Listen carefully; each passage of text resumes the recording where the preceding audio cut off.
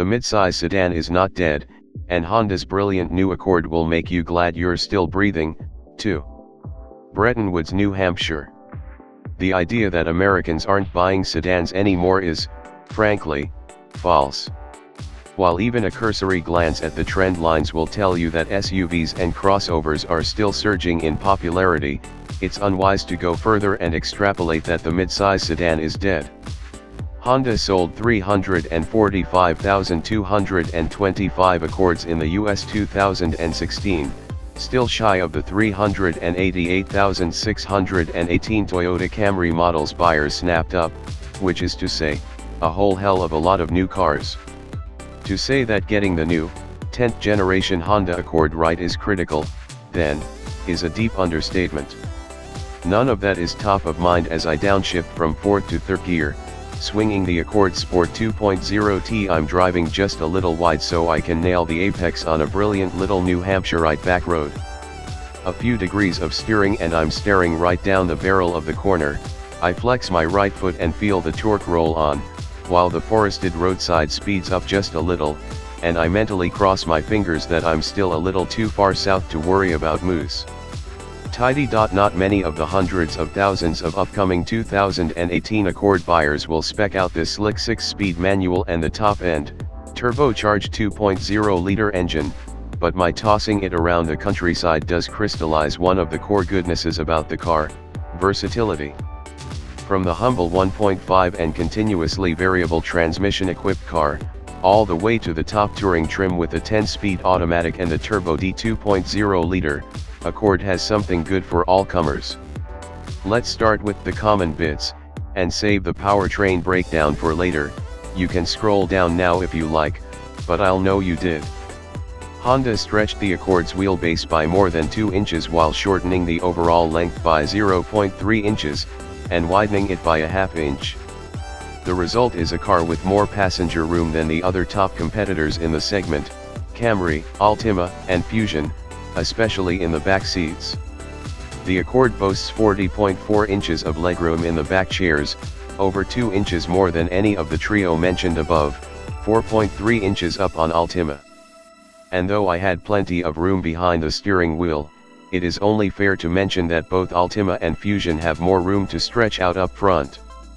The clever Honda packaging also extends to the truck, where Accord's 16.7 cubic feet also leads the top 5 midsizers. They say you eat first with your eyes, of course, and a new buyer is going to want to look at the Accord before they get in to see how roomy it is. Exterior design here isn't quite so bold or polarizing as found on the Civic. As you might expect, this is a car for a more mature customer, but the shape is far from vanilla.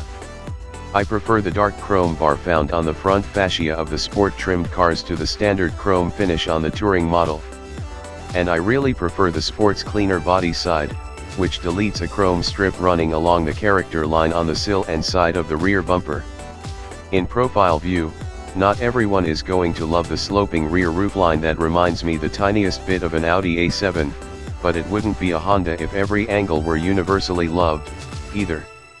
Inside I feel as though there will be less to debate. From bottom to the top of the trim sheets, the Accord cabin just oozes understated design and high-quality materials. Seats walk a tightrope between comfort and supportive bolstering, at least for someone my size, though I didn't hear any seating position complaints from my fellow reviewers. All of the trim pieces and surfaces found forward of the driver really seems as though they could fit in a Lexus, or Acura. Even the dash plastics and covers for the A-pillars feel a cut above for the segment. The new 8-inch display audio screen, standard on all trims save for the base LX, is familiar from the new Odyssey, and brings a better balance between new tech and classic controls than in previous Honda products. Traditionalists will be overjoyed to see physical knobs, with a pleasant clicking action while turning, I might add, for both volume and channel selection. The screen is flanked by a few buttons for high-use features, as well. Better still, the touch screen has well-resolved graphics, a configurable tile-based layout, and is generally easy to use. Of course, Android Auto and Apple CarPlay are both supported, as are wireless G charging and Bluetooth pairing via NFC technology. tap your compatible smartphone to the small N mark on the dash, and you're hooked up. And nothing is easier to figure out than the operating system of the phone you use every day. Cool tech undoubtedly helps to sell new cars. But thankfully Honda, a company that has seemingly regained its once wayward driving joy mojo, has screwed together a fantastic driver's machine. I tested all 5 combinations of engine and transmission that Accord will offer, though I'll tell you upfront that the very early prototype version of the hybrid is the car I drove the least, and will wait for a follow-up to fully review it. Beyond that, Honda will sell Accord with 2 engines and 3 transmissions. The turbocharged 1.5-liter 4 can be had with a CVT or a 6-speed manual, while the 2.0T offers a 10-speed automatic, or the 6MT. The 1.5T makes 192 horsepower and 192 pound-feet of torque under the Accord's hood, enough to make the roughly 3,100 to 3,300 pound sedan feel lively when you'd like it to. This engine paired with the CVT transmission was far and away my least favorite flavor of the new Accord, thanks mostly to a droning sonic character, which goes away in the eco driving mode, but takes throttle response with it. Still, peak EPA fuel economy ratings of 38 highway and 30 city, and an LX starting price of just $23,570, should all make this the volume model. Even here I was heartened by the fact that actually using the steering wheel mounted paddle shifters made driving the CVT a lot more enjoyable. But when I moved into the Accord Sport with the 1.5T and a typically wonderful Honda 6-speed manual, the car came alive. On the dedicated handling route, some very tight country lanes climbing gently in the hills surrounding Jackson, New Hampshire, I was almost convinced that I didn't miss the added power from the larger engine. All of the engine torque was available at just 1,600 RPM, meaning quick starts and quicker corner exits were on tap. The 2.0T, on the other hand, is a straight-up tire chirper. Output of 252 HP might be down a bit from last year's V6, but the 273 lb-ft of torque, delivered seamlessly to the front wheels, makes up for the loss, and is the highest torque figure ever for Accord. Paired up to the 6MT, the car is kind of a sleeper, fast and agile.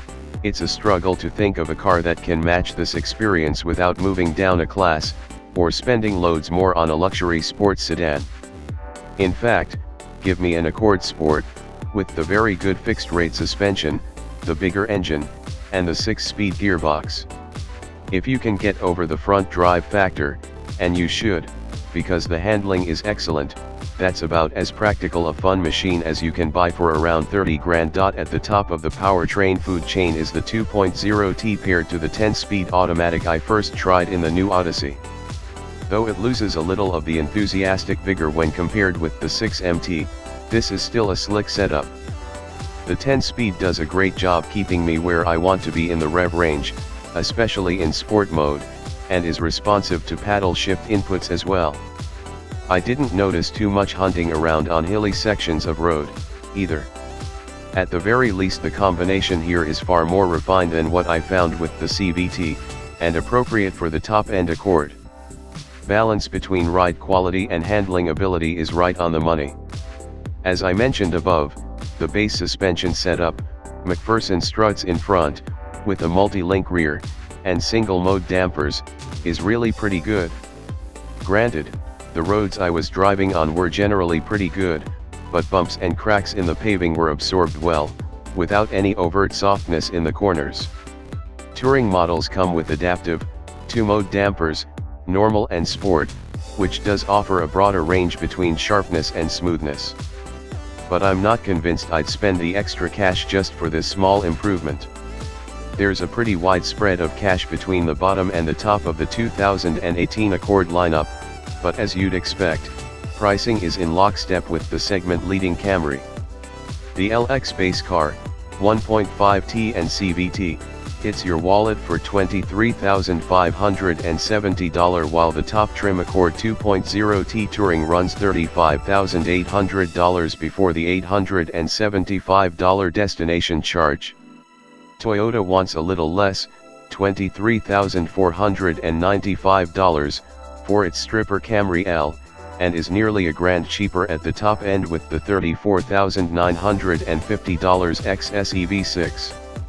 As ever with popular new models, available stock, and local pricing could easily tip the scales in one direction. It's hard to add relative fuel economy to the mix since Honda has only shared preliminary figures for the 1.5T cars, and not for the 2.0-liter or the hybrid, both of which go on sale after the base-engine cars.